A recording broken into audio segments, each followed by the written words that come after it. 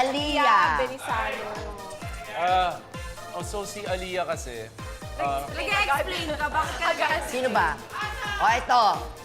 Sabi niya, Sir, can I book around 8 or 9? Sabi niya. Booking yan. Can I book about... Oo. Anong booking? Ang sagot naman ni Derek, yeah, sure.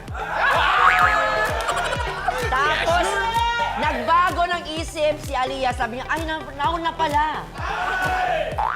Sabi niya, is this correct? Yeah. Nag-send ng map. Send ng address. Explain ano yan. my God. kasi nakita ko meron siyang extra tickets na binibenta for Coldplay. So pinag-grab ko yung tickets sa akin. Kasi meron siyang tickets eh. So nagka-crowdsource siya. So ako nakita ko, uy, wala na kasi ako mahanap sa ticket online. So, nakuha mo. Nakuha ko siya. Meron pang available? Meron pa. Totoo? Gusto mo? Okay! Sige na! Sige. Sige. I'll go ako dyan. Sige. Coldplay! Totoo. Siyempre, last naman to, KL.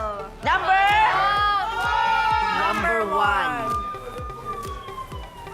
Mula kay? Tonton Aguilar.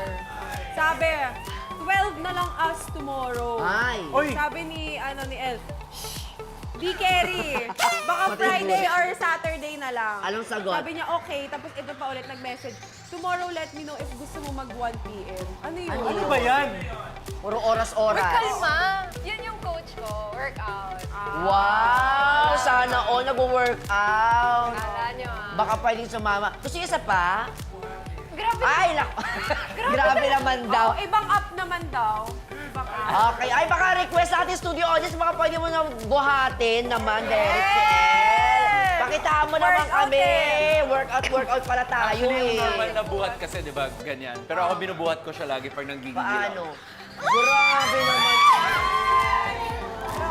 Grabe naman Ako yung kaya hindi tweet. kita buhatin. Totoo, Wait lang ah. totoo ba yan? Oo, Mars, kaya kita. Pag hindi yan ha. Ayan!